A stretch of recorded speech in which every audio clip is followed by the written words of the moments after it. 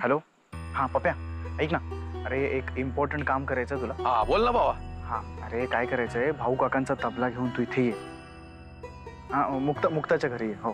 भाऊ काकांचा तबला घेऊन मुक्त ताईच्या घरी का? अण्णा तबला शिकतायत काय? अरे तसं नाही, भाऊ काकांसाठीच आहे तो. पण कसं आहे की आम्ही सगळेजण इथे आहोत ना, सो म्हटलं की प्रॅक्टिस होऊन जाईल. अरे वा, याला म्हणत्यात ये सत्कारणी लावणे. बरं सारंग भाऊ, ऐक की, आता मी येत होते तर 1-2 दिवस राहू का तिकडेच? काय आहे, दोन्ही कुटुंबांना लय दिवसात भेटलोच नाही. ए नाही नको पप्या, नको, तू नको येऊस. अरे आधीच इथे खूप गर्दी आहे. हा, आणि मग झोपण्याची गैरसोय होईल म्हणून म्हणतो. अरे आपल्याला कुठं झोपायला घर लागतं?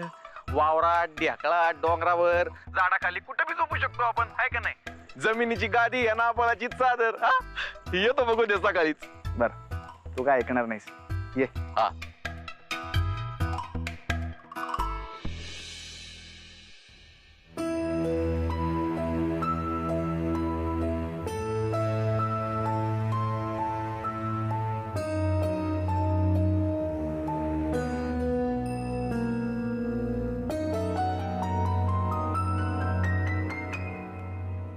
भाऊ, काही बारीकस टोचतंय का रे तुला? थोडंफार कसलं आलंय काय? अरे खूप काही टोचतंय. हरकत नाही, आजची एक रात्र काढायची, उद्यापासून होईल सवय. आणि काय मला असं वाटतं की मधून अजून ती ही काय म्हणतात त्याला, अरे कुस कुस बदलून झोपलं तर झोप लागेल कदाचित. दादा, तुला झोप लागेल का व्यवस्थित? हा, म्हणजे प्रयत्न करूया. बघ, कुस बदलून झोपायचा प्रयत्न कर. हा.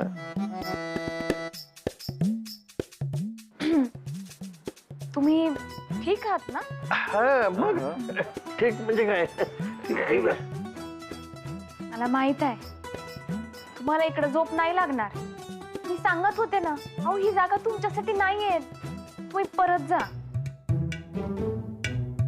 मी ना सारंग नगरकरचा बाप आहे आणि मुक्ता नगरकरचा सासरा आहे.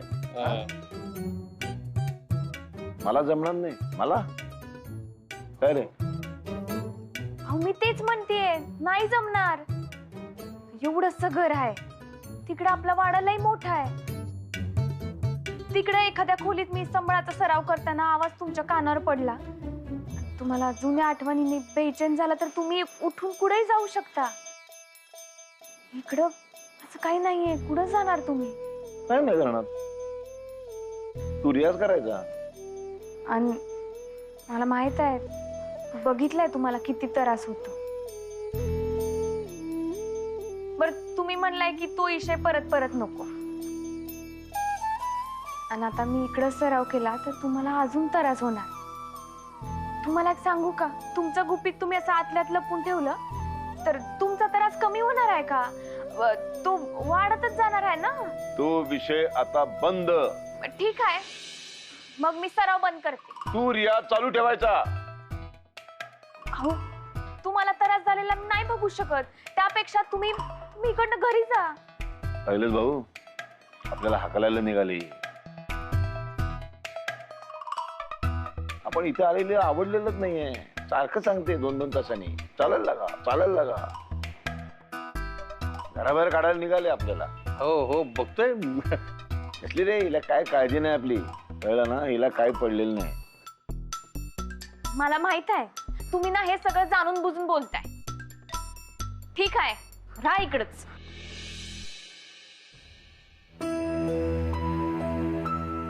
अण्णा, गजा कुठे आहे? काय, माझा मोबाईल घेऊन गेलाय बाहेर, कुठं गेम खेळत असन. मी बघते.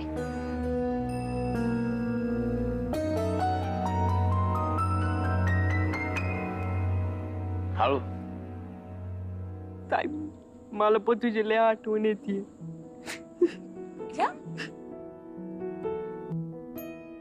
काय रे, बघ तिथे आहे का? वय ती रडत होती म्हणून मी पण रडलो. काय ग, रडवलंस ना आमच्या गजाला? नाही ग मुक्ताताई, त्याचा लई जीव आहे मायावर. ते काय मला माहित नाही का, फक्त त्याला दाखवता येत नाही, पण आपल्या सगळ्यांवरच लय जीव आहे त्याचा. बर गजा, बघ ती काय म्हणते, एकदा हसून दाखव.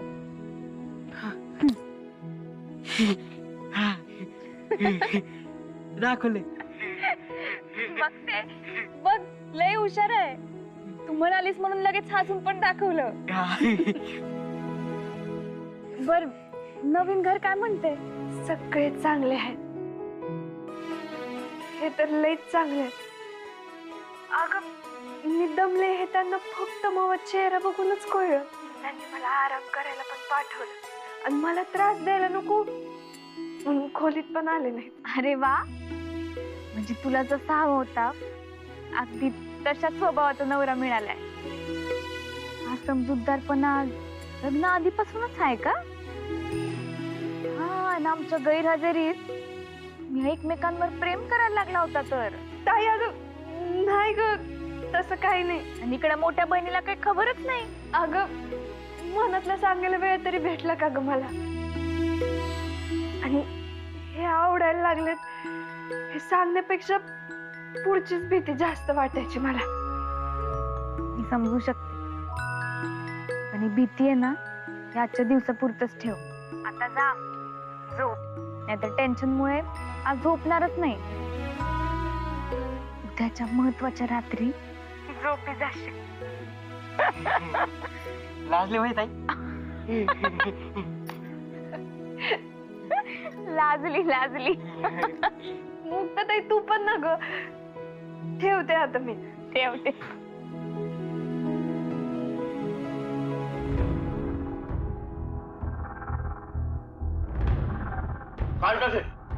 हे काम लय भारी आहे राव. हा, नवरा बनायचं, ज्यानं काम दिले त्याच्यावर पोरगी सोपवायचे आणि आपण पैसे घेऊन मोकळा.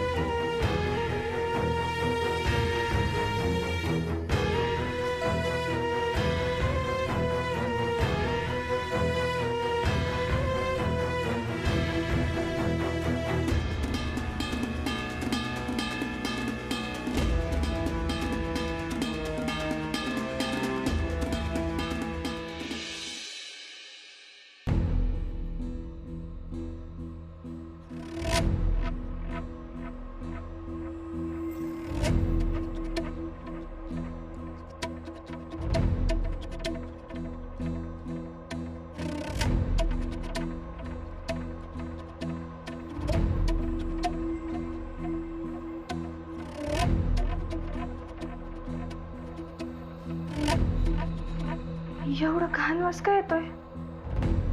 कायसाठी वापरले असतील? कोणाला तरी विचारायला पाहिजे. आईंना विचारावं का?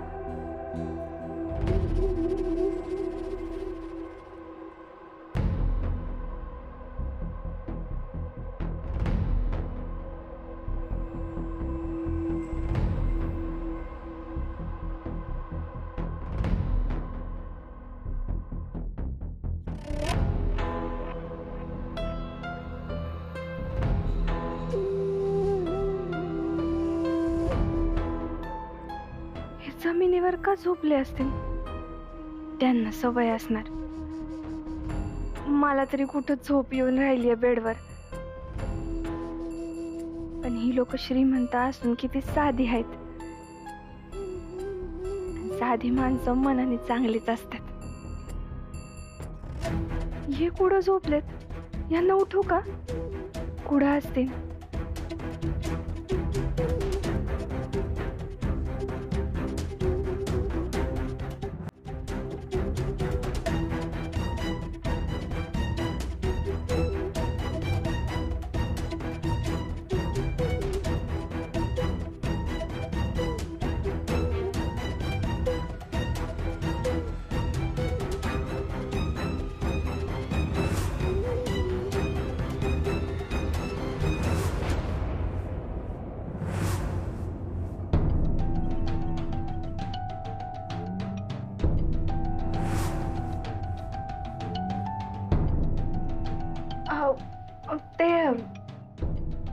कोणीच दिसलं नाही घरात. मी आले होते तुमच्या खोलीत पण तुम्ही झोपलेलात. म्हणलं कशाला उगं झोपमोड करायची. ते हे उठलेत का ते पाहायला आले होते मी इकडं. सगळे घरातच आहेत, कुठं जाणार? आणि सुनील पण खूप दमलाय, झोपू दे त्याला. चल आपण किचन आवरून घेऊ. ठीक आहे.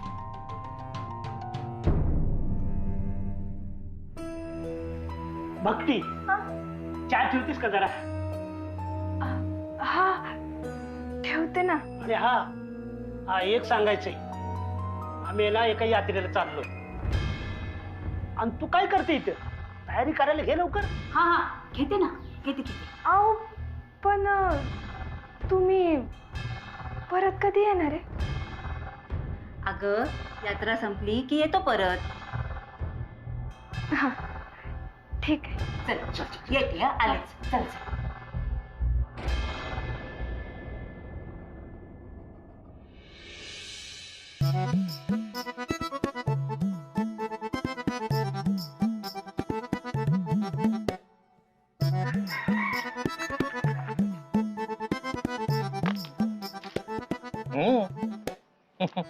मस्त एकदम लांब गेली. आता मी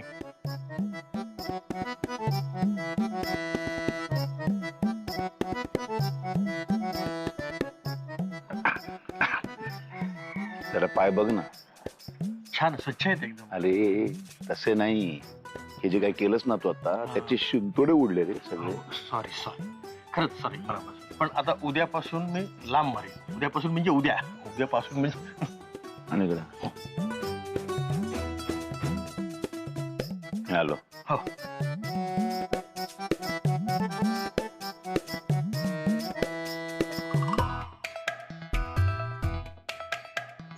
भारतीय कसं बसणार?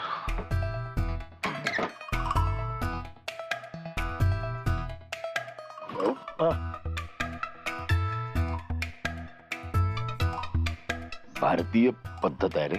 हो कसं होणार? जमेल ना. काय हा? जमेल. हं? सवय नाही रे. काय काय मी जाऊन आलोय मगाशीच. जमलं म्हणजे काय साफ झालं एकदम. हं? काय दादा, म्हणजे बसेपर्यंत असं वाटतं जमेल का नाही जमेल का नाही, पण एकदा बसलं ना की जम. कसं आहे दादा, एकदा बसलं ना की मनामध्ये काही किंतु परंतु काही शंका कुशंका आणायच्याच नाही. कमोडवरच बसलो आहोत असं आपण इमॅजिन करायचं. अरे असं कसं इमॅजिन करणार? हे म्हणजे कासवावर बसायचं आणि घोड्यावर बसलो असं इमॅजिन करायचं. दादा अरे त्यांना नाही जमलं तर कसं करायचं? दादा हा दादा टेन्शन घेऊ नका. पप्या येतोय, थोडा वेळ फक्त. ओ त्यांना जाऊन उठवा. ती भक्ती सकाळीच त्या खोलीकडे चालली होती. निरेरे जाऊन अडवलं तिला. नाही तर कांता भैरूचं दर्शन सकाळीच झालं असतं तिला. पितळ उभं पडता पडता राहिलंय. नाही मी जातो त्यांना उठवतो.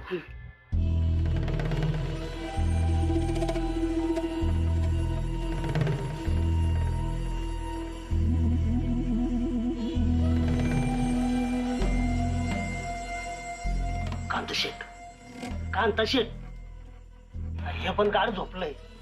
ओ शेठ. भक्ती, आयु भक्ती, हा? भक्ती. ए भक्ती ऐकेल. तू इथं काय करतोय? तुम्हाला उठवायला आलो होतो मी. हा भक्ती कधीच उठली आहे. सुन्याला बघायला इथं आली होती. अयो मला पाहिलं की काय तर. नाही कसं तरी अडवलं, नाही तर आपलं भांड फुटलंच असतं. शाबास, पहिल्यांदा बरं काम केलं तू.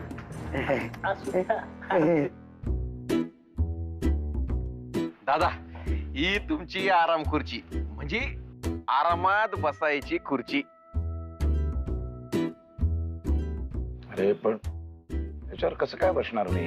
दादा तुम्ही काय पण विचारता. थांबा मी बसून दाखवतो. अरे एकदम सोपं. अरे तसं कसं बसायचं हे नाही विचार, ते मलाही माहिती आहे.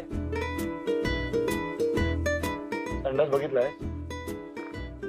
आकार केवढा छोटा आहे. त्याच्यात ही खुर्ची ठेवली आणि त्याच्यावर मी बसलो, दरवाजा लागेल का? गुडघे बाहेर येणार की नाही? तुझं म्हणणं काय, मी असंच बसू? वेळाच काय तू? एक तर इथे जोराची लागले तेव्हापासून दाबून ठेवलंय. त्या ह्या मूर्ख माणूस चूळ भरली, ते सगळे शिंतोडे माझ्या पायावर उडले.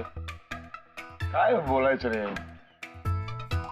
पण कुणाला याची काही पडलेली नाहीये. आपण एवढा कुणासाठी तरी मी एवढा त्रास सहन करतो याची कुणालाही काही पडलेलं नाही. नुसते कमरेवर हात ठेवून नुसते मजा बघताय. म्हणून तर म्हणते ना तुम्ही परत जा. हे असं जगणं तुम्हाला नाही जगता येणार आहे. तुला इथून घेऊन गेल्याशिवाय मी जाणार नाही, लक्षात ठेव. तुम्ही पण लक्षात ठेवा, मी नाही येणार आहे परत. थांब का बाई, अरे काय बघायला येतोयस? देवा,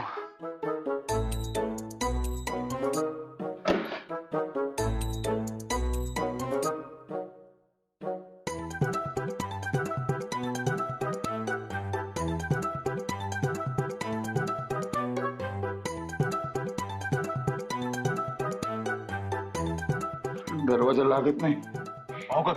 तुमचा तबला पण घेऊन आलोय बर का. अरे आता पण आणलास का? हा. शब्बास. मुक्ता, चला आपण लगेच रियाजाला सुरुवात करूया मस्तपैकी. वय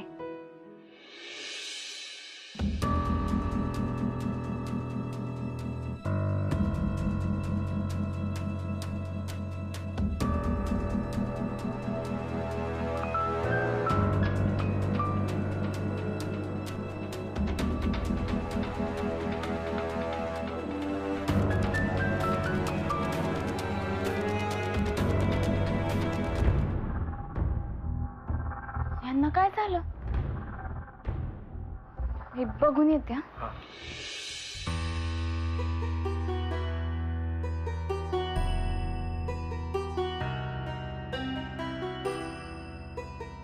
दादा काय होतंय तुम्हाला? काय नाही, तुम्ही खोटं बोलताय. सांगा ना. एकदा सांगितलं ना काही नाही म्हणून. मग ठीक आहे, तुम्ही नाही ना सांगणार. आजपासून मी पण वाजवणार नाही. आजपासून सराव बंद. हे बघ, मला ब्लॅकमेल करायचं नाही, सांगून ठेवतो तुला. तुला नसेल रियाज करायचा तर नको करूस, काय फरक पडत नाही मला. हे धमकी नाही द्यायची मला, सांगून ठेवतो. आणि मला आदर द्यायचा, रिस्पेक्ट द्यायचा मला. नीट बोलायचं माझ्याशी. तुमच्याशी आदर ठेवूनच बोलतेय. जे बोलते ना ते काळजीनं बोलते. संगीत ऐकलं की तुम्हाला असा त्रास होतो, तुमची तडफड होते.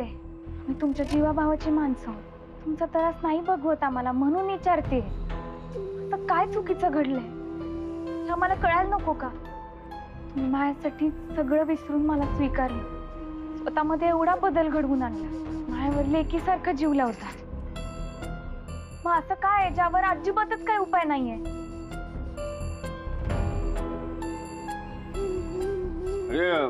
भाऊ, हे भाऊ, आलो. ये लवकर. काय झालं? नाही हे नाही, हे रियाज जर करणार नसाल तर आपण जरा जाऊन येऊ बाहेर. हो. गावामध्ये चक्कर मारून येऊ. मी तुम्हाला काहीतरी विचारलंय. भाऊ, मी काय म्हणतोय, जरा 4 पावलं जाऊन येऊ गावामध्ये. हा, चल. भाऊ काका, तुम्ही कुठेही जायचं नाहीये. भाऊ, तिचं ऐकणार का माझं ऐकणार? हे मोठा भाऊ कोण आहे? मी आहे ना. हा, चल. भाऊ काका, मी यांच्या भल्यासाठी काहीतरी त्यांना विचारते. तिला सांग माझं भलं मला कळतं. भलं कशात आहे मला कोणी सांगायची गरज नाही. तू येणारच की नाही एवढं सांग मला. नाही म्हणून सांगा. तू नाही म्हणच रे, मग तुझ्याकडे बघतो मी. आता काय धमकी दिल्यावर काय बोलणार? जा भाऊ काका. हा दादा. गरज नाही, कुणाची गरज नाही मला. मी जाऊ शकतो एकटा, समर्थ आहे मी. भाऊ काका, तसंही आता सराव बंद केलाय, इकडे थांबून काहीच फायदा नाहीये. त्यामुळे मोठ्या भावाचं मन मोडू नका, जा तुम्ही त्यांच्या संग. अरे दादा मी आलो, थांब.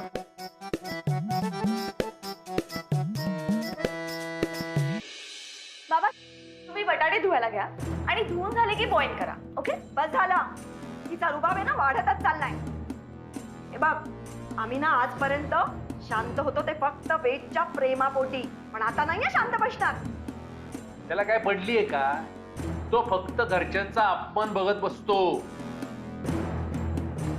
हे बघ, आम्ही याच्या पुढे घरातलं कुठलंही काम करणार नाही. प्लीज नाही म्हणू नका, नाहीतर मला लाईव्ह जावं लागेल. आणि मी लाईव्ह गेल्यानंतर तुम्हाला कॅमेरावर सांगावं लागेल की आमच्या घरात फक्त आमची सूनच राबणार. ओके, मी एक काम करते की मी लाईव्ह जाते. हाय फ्रेंड, तुम्हाला सगळ्यांना माहितीच असेल की माझं नुकतंच लग्न झालंय म्हणून. ओके, आणि मला माझ्या मॅरिड मैत्रिणींशी बोलायचंय. त्यांना विचारायचंय की तुम्हाला सुद्धा माझ्यासारखं सासर मिळालंय का? एक मिनिट थांबा, मी तुम्हाला माझी सासरची माणसं दाखवते आणि मग सगळं मॅटर सांगते. तर ही आहेत माझी सासरची माणसं. सो आपण यांना विचारूया, ऍक्च्युली झालंय काय की आम्ही एकत्र ब्रेकफास्ट बनवायला घेतला होता. त्यावर माझ्या सासरच्या माणसांचं काहीतरी म्हणणं आहे. आपण त्यांच्याकडूनच ऐकूया ना की त्यांचं काय म्हणणं आहे ते. बाबा, तुमचं काय म्हणणं आहे? मी म्हणतो की आपण सगळे मिळून नाश्ता बनवूयात. सुनेने एकटीनेच का काम करायचं ना, है की नाही? मला काय म्हणायचंय की किचन मध्ये जे काही काम करायचंय ते आपण सगळ्यांनी मिळून करू. हो ना? आणि आई, एकमेका सहाय्य करू, अवघे काम करू सोबत. आता काका, तुमचं काय म्हणणं आहे? नाही, मी काय म्हणतोय, हे बंद करून आपण कामाला लागूया ना.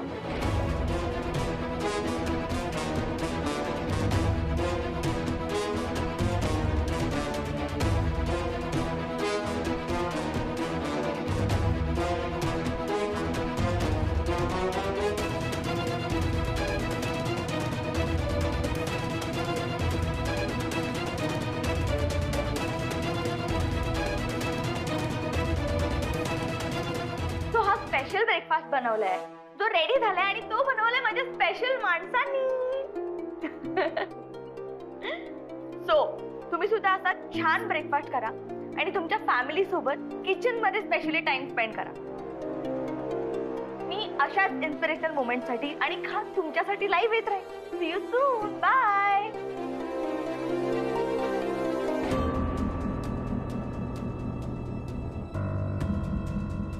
तात्पर्य असं आहे की जरा काही चांगलं घडत असेल ना, खोटं बोलायला काहीच हरकत नाही. जे तुम्ही आता केलंय आणि तुम्हाला गरीब लोकांचा कितीही तिरस्कार वाटत असला तरी तुम्हाला त्यांच्याशी काहीच प्रॉब्लेम नाहीये हे दाखवायला काय हरकत आहे? मी मुक्ता वहिनीबद्दल बोलतेय.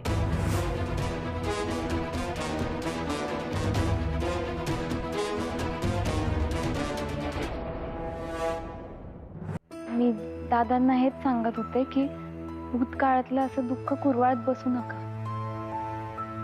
जे काही मनात साचलंय ना ते उकळ करा. संगीत ऐकून त्यांना लई त्रास होतो. त्यांचा त्रास बघून मलाही त्रास व्हायला लागलाय. You are right. जोपर्यंत त्यांच्या मनात साचलेल्या गोष्टी बाहेर येणार नाहीत तोपर्यंत त्यांचा त्रास थांबणार नाही.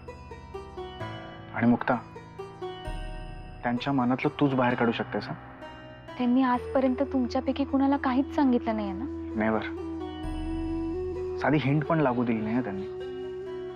बरं, माणूस कोणाला नाही, किमान आपल्या बायकोला तरी सांगतो, पण त्यांनी आईला सुद्धा कधीच कुठल्या गोष्टीची कल्पना लागू दिली नाही. त्या दिवशी ते बोलता बोलता म्हणाले म्हणून आम्हाला तरी कळलं. संगीत त्यांना त्रास देत आहे. मी माझ्यासोबत तेच घेऊन त्यांच्या आयुष्यात आले. आता फक्त दोनच गोष्टी घडू शकत्या. एकतर त्यांना त्यांचं मन मोकळं करायलाच पाहिजे, नाहीतर मला मावं संबळ वादन बंद करायला पाहिजे.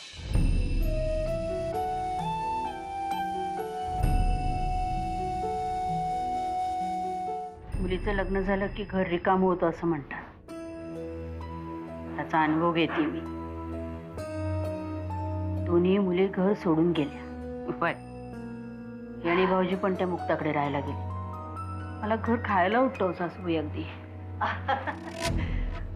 आम्ही या घरातून गेल्यावर असं काहीच वाटलं नसेल ना तुम्हाला? त्याच्यासाठी माणूस आपलं वाटलं पाहिजे.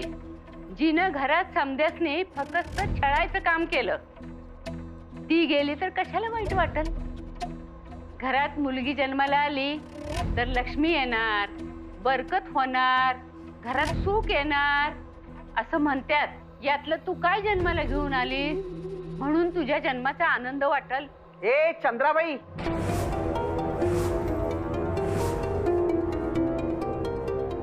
माझी सावत्र आई आहेस हा, विसरू नकोस.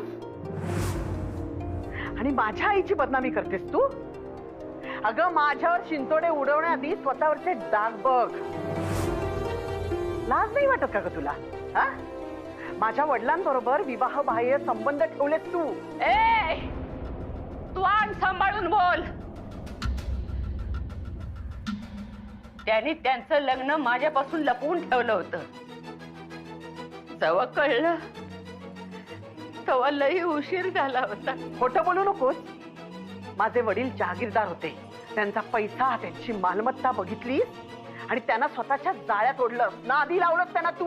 अंबिका, बास तुमचं बास आता. जरा शांतता राहू द्या या घरात. जेव्हा बघावं त्या वादविवाद, भांडण, तंटे, आरोप प्रत्यारोप शांतता म्हणून राहिलेली नाही या घरात. घर आणि घरातली माणसं याला कुटुंबाचा एक सुरेख शब्द आहे वंच. तुमच्या गावी नसेल ना तो? त्या कुटुंबासाठी ना ती घरातली बाई झटत असते, त्यासाठी तिचे प्रयत्न चाललेले असतात. वेळप्रसंगी त्या कुटुंबासाठी जीव द्यायला सुद्धा तिची तयारी असते. पण ह्यातलं काही तुम्हाला ठाऊकच नसेल. तुमचं दरवेळेला काय असतं? त्या कुटुंबाची वाताहत कशी होईल, त्या कुटुंबातला प्रत्येक माणूस एकमेकांपासून दूर कसा जाईल ह्याच्याकडे तुमचं कसं काय सतत लक्ष असतं.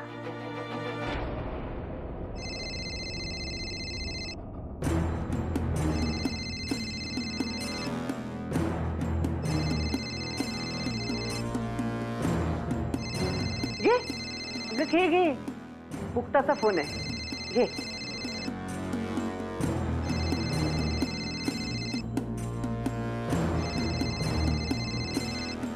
ठेणी या बाईच.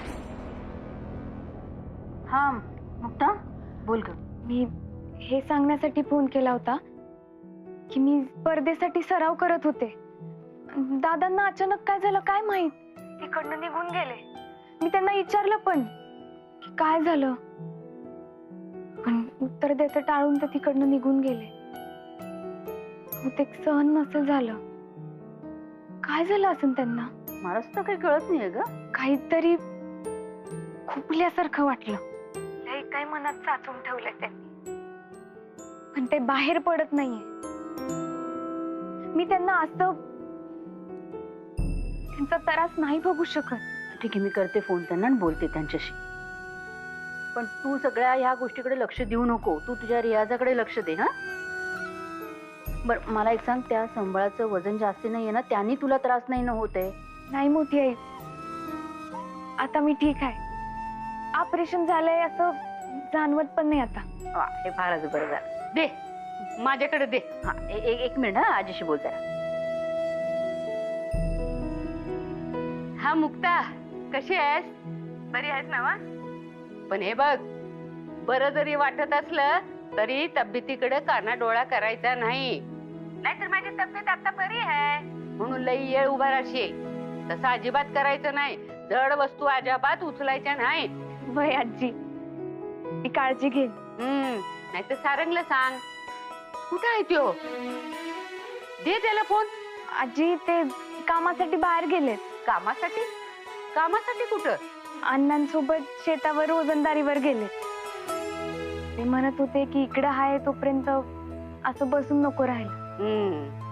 अगदी सारख्याला वारक मिळालं बघा तुम्ही दोघं. सारंग तर कोणी होतात, पण तुझ्यातले काही चांगले गुण त्याने बी घेतलेत. असं नवरा बायकोनं एकमेकांचे चांगले गुण घ्यायला पाहिजेत, तरच संसार असा गोड गोड आणि सुंदर होत. या वय आजी, मी ठेवते फोन. हा हे बघ, सारंगला सांग तुझी आठवण काढली होती. हा हा, आणि वय आईनं पण आठवण काढली होती म्हणून सांग. नक्की सांग. ठेवते.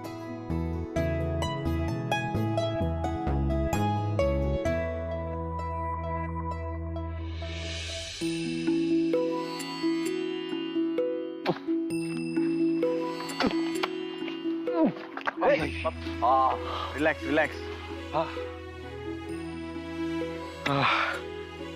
सारंग बाबा, हे काम अजिबात सोपं नाही बरं का. अजिबातच नाही. 10 मिनिटात मान पाठ खांदे समद काय जाम झालं बघ. सारंग, मला या शेतकऱ्यांची कमाल वाटते राव. या सरकारने ना समध्या नागरिकांना शेतामध्ये 1 महिना काम करण्याची सक्ती केली पाहिजे. हा म्हणजे अन्नाची आणि ते पिकवणाऱ्या शेतकऱ्याची खरी किंमत कळन. राईट. आणि भाजीवाल्याकडून भाजी घेताना प्राइस मध्ये घासाघीस पण करणार नाही. ओके, मी थँक्यू बोलला एकदम. शेतकरी एवढं हार्डवर्क करतात यार, पण त्यांच्या हातात काहीच राहत नाही. म्हणजे मला वाटतं अशी काहीतरी सिस्टम असली पाहिजे ना की शेतकऱ्यांकडून ते direct final consumer, I mean शेतकरी टू ग्राहक असा डायरेक्ट माल पोहोचला पाहिजे. म्हणजे शेतकऱ्यांच्या हातात थोडा का होईना पण पैसा राहील. बरोबर बोलत. बापे भाऊ राहू द्या, तुम्ही दोघं पण नका करू, नाही तर अंग जाम होऊन जाईल. अहो अण्णा काही नाही होत. Thank you, सवय अण्णा. होईल. ए पप्या उठ उठ, लगेच काय बसलास, उठ. अहो सांगतो ना नका करू, राहू दे राहू दे. अहो अण्णा सवय होईल. अहो पण राहू दे ना, मी सांगतो शेटला. राहू दे, ठेवा. एकदम ओके, मी थँक्यू बोलताय बरं का अन्न तुम्ही. सारंग बाबा, ते राहू द्या आता. ओके ठीक आहे. तुमची हरकत नसेल तर एक विचारू का? अहो अण्णा परमिशन कसली मागताय, विचारा ना.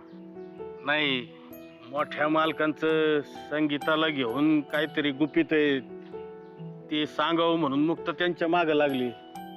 मालक काय सांगणार नाहीत आणि मुक्त ते समजून घेतल्याशिवाय राहणार नाही. काय करावं मला तर असं वाटतं, ह्या कारणावरून त्या दोघांमध्ये वाद नको व्हायला ना. म्हणजे अहो अण्णा डोंट वरी. बघा मी काय म्हणतोय, तुम्ही काहीच टेन्शन घेऊ नका. आमच्या घरात कोणाचं नाही ना तेवढं ह्या दोघांचं एकमेकांवर प्रेम आहे. आपण यांना इग्नोर करूया, त्यांच्यात पडायचं नाही आपण. हा, त्यांचं जे चालायचं ना चालू द्या.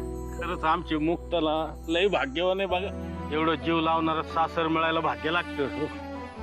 माझ्या भक्तीच्या सासरच्यांनी पण तिला असं जीव लावला तर बरं होईल.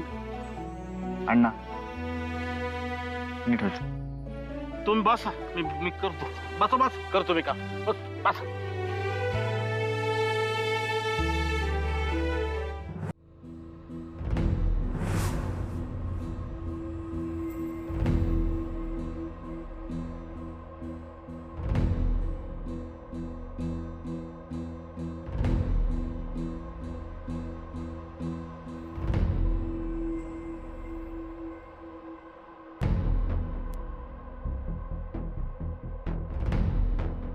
ते मधुचंद्र झाल्याशिवाय मी जवळ नाही.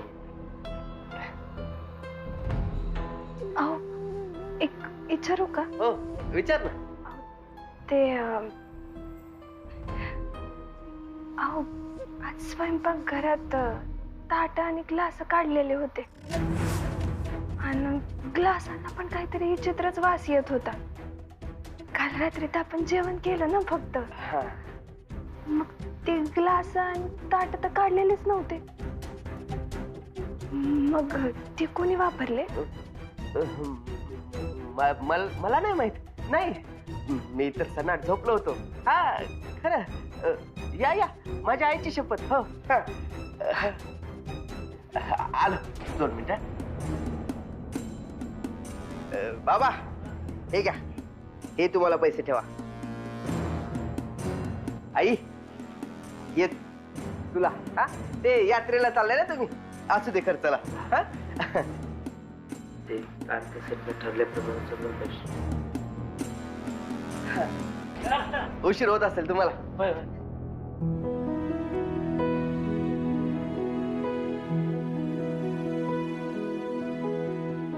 आलो बर का, त्यांना सोडून येतो.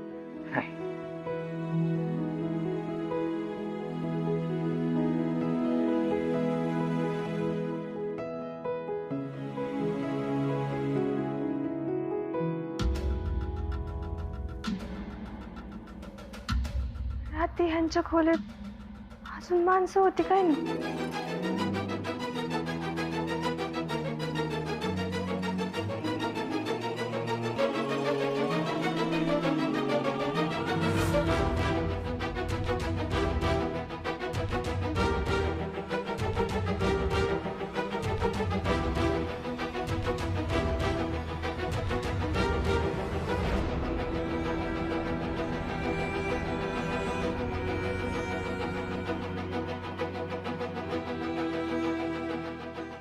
इथं तर कोणीच नाही.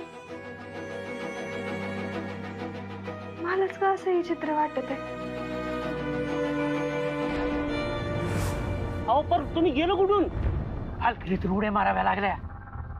बरं झालं हाडबिड मोडली नाही ते. काय राव तुम्ही या म्हातारपणी कांता शेटला कुडून कुडून उड्या मारायला लागल्या.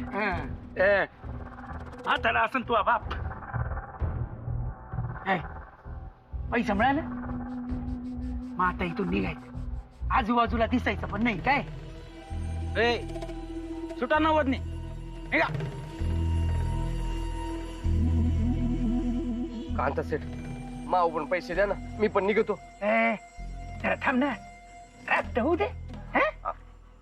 भक्तीच्या आसपास तिचा नवरा दिसाय नको. हा मधुचंद्र सुरू व्हायच्या आधी तो निघायचा. कसं कांता सेठ मला तर लय भीती वाटून राहिली.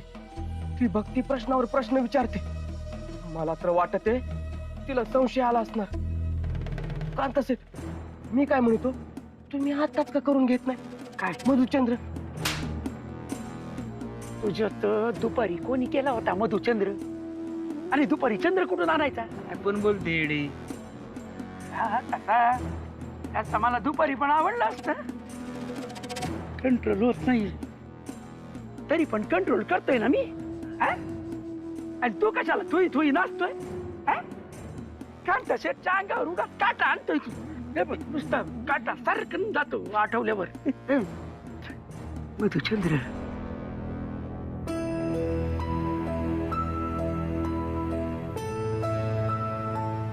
गजा, हे असं का ठेवलंय? आवरून का नाही ठेवलंस? मी म्हणालो त्याला मी ठेवू का, मग तर त्या बोलली नाही. दादांना परत येऊ दे आणि हे पाहू दे, म्हणजे त्यांना कळेल की मी फक्त बोलले तर करून पण दाखवते. अच्छा, म्हणजे आम्ही गेल्यानंतर तिने रियाज केलाच नाही तर? नाही केला. मी मुक्ताची बाजू घेते असं समजू नका, पण तिला लई काळजी आहे तुमची, म्हणून ती एवढ्यांदा विचारते. तुमचा जसा जीव आहे ना तिच्यावर, तसाच तिचा पण लई जीव आहे तुमच्यावर. आणि मग तुम्हाला एवढा त्रास झाला, तू तिला पावत असन का हो? सांगा बर. आता तूच राहिली होतीस त्यांना समजून सांगायची, पण काही फायदा होणार नाहीये. ते कोणाचंच काही ऐकत नाही. त्यांनी पक्क ठरवलंय किती त्रास झाला, आतल्यात काळीच फाटत राहिलं तरी कुणालाही काही सांगायचं नाही. आणि त्यांना त्रास झाला तर सासरचे मलाच बोलणार आहेत की सासऱ्यांची नीट काळजी नाही का घेता आली म्हणून. असं कोण बोललं ना थोबड फोडीन त्याचं. हो पण पुढं काय घडन हे तुम्ही नाही ना सांगू शकत. हे बघ, तुला रियाज बंद करायचा असेल तर बंद कर. त्या स्पर्धेत भाग घ्यायचा नसेल तर नको घेऊ, पण मला ब्लॅकमेल करू नको, कळलं ना? माझी जी स्वतःची एक जागा आहे त्याच्यामध्ये कोणी आलेलं मला खपत नाही. ठीक आहे, तुम्ही पण मला आजपासून हे का केलं, आज का वागली हे विचारायचं नाही. आजपासून फक्त सरावच नाही, तुमच्या सोबतचं बोलणं सुद्धा बंद करणार आहे. ठीक आहे, या विषया व्यतिरिक्त कुठल्याही विषयावर जर माझ्याशी बोलायचं नसेल तर नको बोलूस, मलाही काही फरक पडत नाही. काय रे काय? तुम्ही म्हणताय तसं.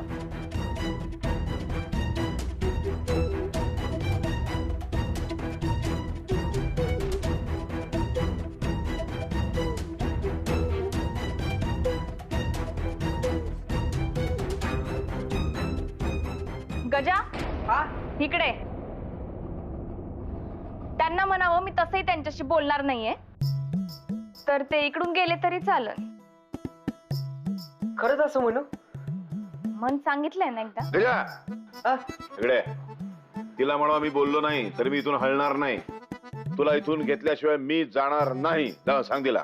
आणि तिला सांग जर तुला बोलायचं नसेल तर तिकडे चल, न बोलता रियाज कर. मी माझी जागा शोधीन, मला नाही त्रास होणार कसलाही. गजा, मी तसंही सराव करणारच नाहीये. त्यांना इकडेच राहायचं असेल तर राहू दे, पण मी त्या घरी परत येणार नाही.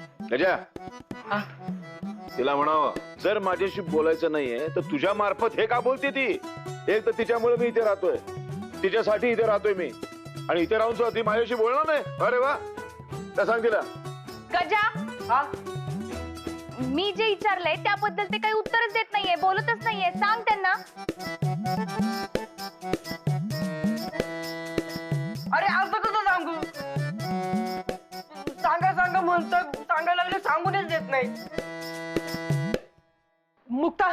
मुक्त अगं पण कशाला? चल म्हणलं ना. अगं आई काय करते?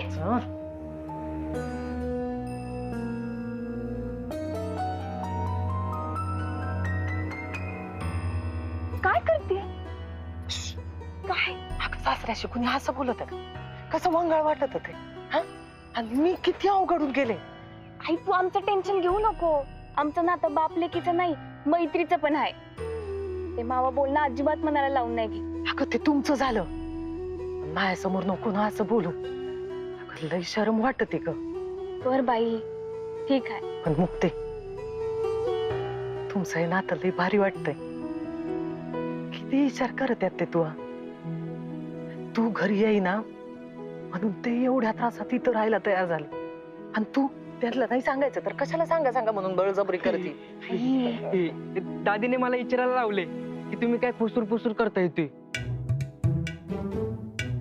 तुम्ही त्यांच्याबद्दल बोलताय असं त्यांना वाटतंय. हा होय, त्यांना जाऊन सांग बरोबर ओळखले तुम्ही. त्यांच्याच बद्दल बोलतोय.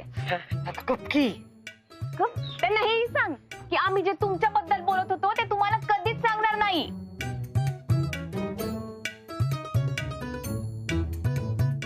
बघितलंस ना काय बोलली? हो ना, ती म्हणाली काय तुझ्याबद्दल म्हणाली की दादांचं. अरे भाऊ ती काय बोलली ते नको सांगू मला. कसं बोलते बघ. हो ना, म्हणजे काय एक नंबरची हट्टी मुलगी आहे. नाहीतर काय फारच हट्टीपणा.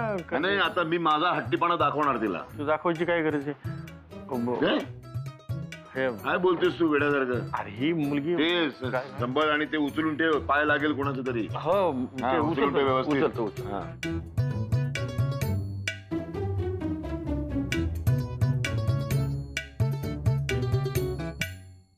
मुक्ते गप्पी तू नाहीच बोलत आहेस तर काही नको ना बोलू. तू असं काहीतरी बोलते मला कसं तरी वाटत आहे ग. आता त्यांना काही बोललीस ना तर. आई आमच्यात चालत. तरी पण त्यांना काही बोलायचं नाही सांगून ठेवते. नाहीतर तुझ्या बापाला काम सोडून घरी बोलवून घे. चालणार आहे तुला? आई अगं तू पण ना. आपला काहीतरी ताप करत बस. ये नाहीतर ते. आई बी मला धमकी देऊ लागली. सगळेच एकमेकांना धमकी देते. देवी आई तूच बघ आता काय ते.